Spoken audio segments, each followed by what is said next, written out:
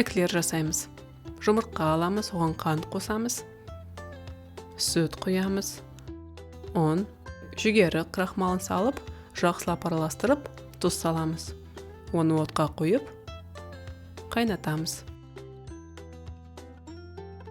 Дайын болған кремді толығымен суытамыз. Қамыр үшін су аламыз, оған сары майды саламыз, тұз саламыз, ерітеміз, ұн салып, жақсылап араластырамыз.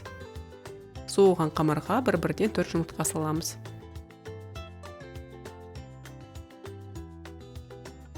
Дайын қамырды пергаметтің үстіне салып, 40-45 минут пісіреміз.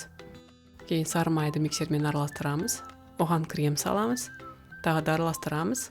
Крем дайын болды. Эклердің үшін креммен толтырамыз. Қалауымызша безендіреміз.